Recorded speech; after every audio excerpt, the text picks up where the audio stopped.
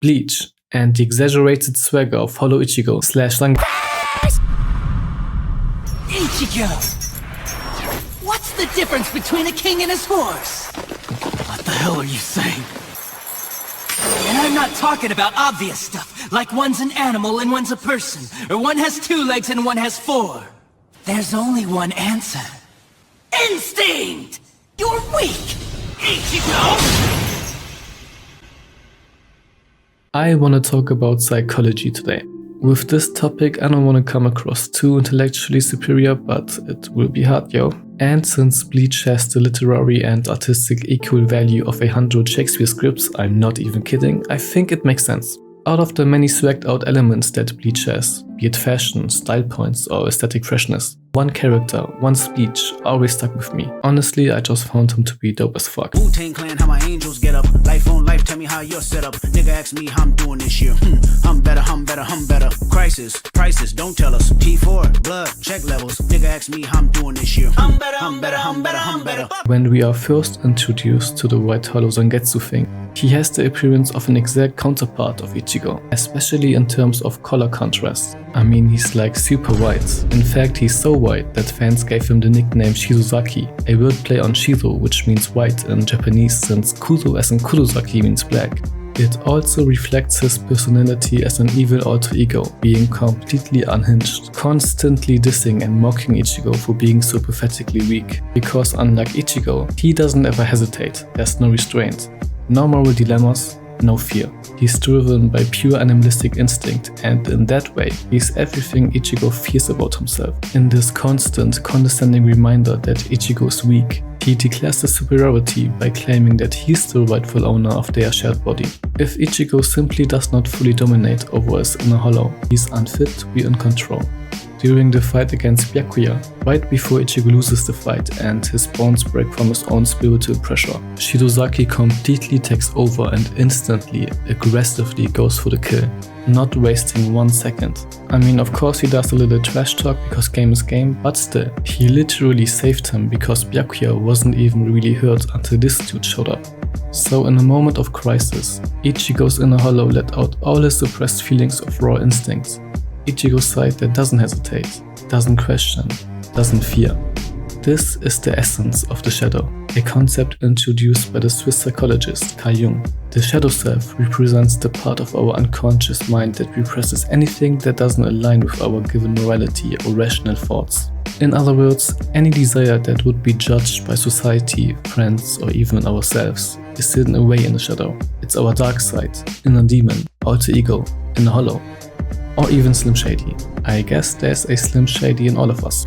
What's interesting is that during the speech I played in the beginning, Shirosaki is adamant about the fact that those dark desires are natural, so much that it forms the very essence of our being. He himself stated to represent Ichigo's purest instincts, pure base instincts that are waiting to be released. To understand what that for real means, we'll deep dive into Carl Jung's ideas of the shadow, the conscious, and the unconscious mind. And guys, we have an orgy of information to get through, so let's just bang this out. Yeah.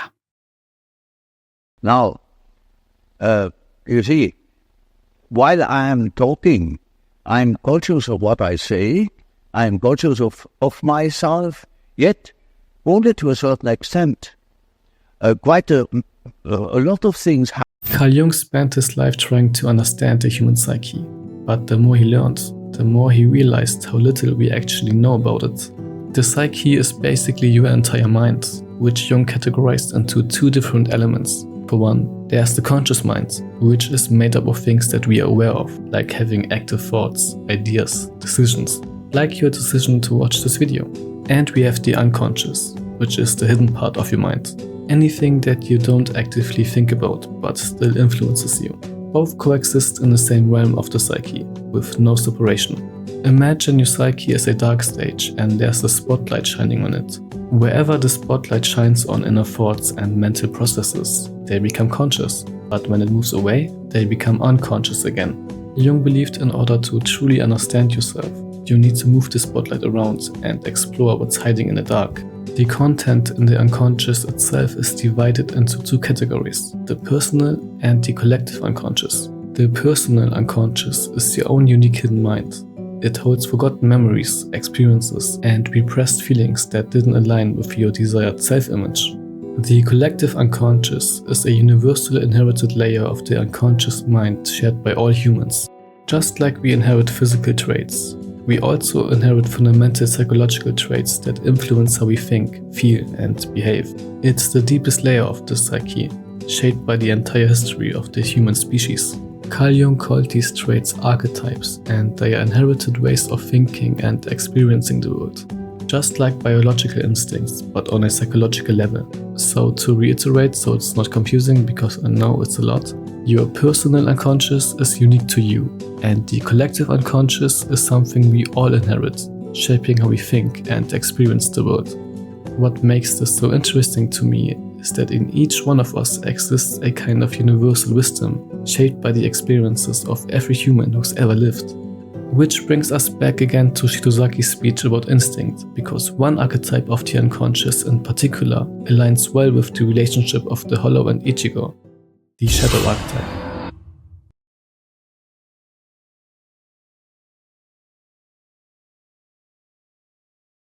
In order to gain access to the deep wisdom that resides within our collective unconscious mind, we must come face to face with our dark side first. Remember, Carl Jung wanted to achieve a complete psyche by integrating the conscious and the unconscious mind, attaining the ideal of a psychological wholeness. And by repressing your shadow side, the parts of yourself that don't fit with your morals or rational thinking, you could never be an authentic person, because you're literally missing pieces of your personality. Ichigo from the get-go rejected his shadow, even despised him, and never fully trusted a word he was saying. It wasn't until the Blood War arc in The Blade is Me that we found out that it was purely one-sided hostility. Shirosaki is actually Zangetsu and wanted to protect him all this time instead of taking him over. In fact, he was the one always saving Ichigo when he was about to die. I mean, when he died against Ulkyosa, or when he passed out against Byakuya or Kenpachi, even when Kizuke gave Ichigo 72 hours to become a Shinigami or turn into a hollow. He got it wrong and thought that was as true as Nobaktu. If it wasn't for Shirosaki's interference, he would have died. Because Zangetsu is Ichigo's manifestation of his natural instincts, and when a beast is in danger, the instinct kicks in by itself. That means when Zangetsu said, you don't tap on those pure base instincts that exist within your core waiting to be released, he meant himself to be released. So instead of battling your inner shadow for supremacy of your mind, deciding who's the king and who's the horse, you can accept it as a part of yourself and allow it to live in your consciousness. Jung thought that the way to accept your shadow means integrating traits like aggression and the will to dominate.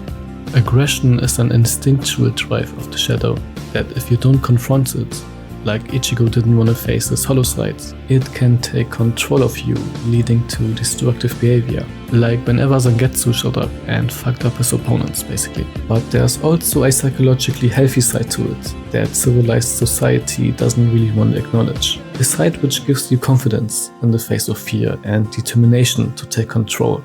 It was only when Ichigo finally stopped treating Zangetsu like an enemy and acknowledged him as a part of himself that he finally unlocked his true Shinigami powers, becoming one with his shadow and ultimately himself.